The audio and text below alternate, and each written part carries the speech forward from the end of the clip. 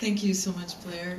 It's been my pleasure and honor to be traveling around with you and really seeing some of the wonders of the greater Portland area, and bringing out the press, which you did an amazing job of. So it's really been wonderful, and thank you. Is what prompted me to get involved in national politics.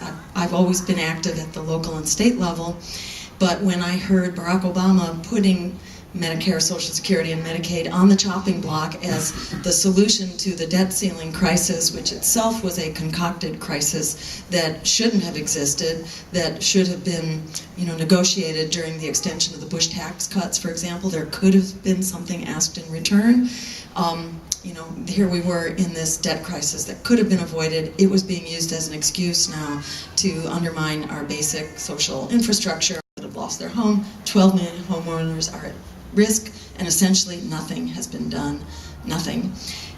And the expanding war effort, you're probably aware of the record there, that one of Obama's first acts was in fact to intensify the bombing of Pakistan, then to surge the troops into Afghanistan, extend the drone wars into Yemen and Somalia, send armed troops into Central Africa for the first time, now that we know that there is oil in Central Africa.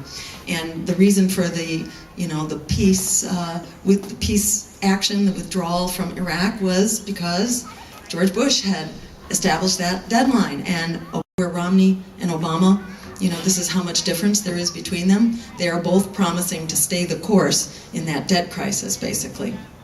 Really do nothing to help it. They both said, "Oh, I'll be a hero, and I'll fight the increase in tuition rate." Right? Be a hero by making it not get worse. To move us forward towards that just and sustainable future that is within our reach.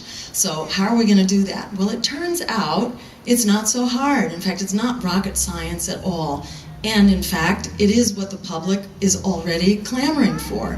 So this campaign is basically like handing out candy. I've run for office several times before, and it has never been like this.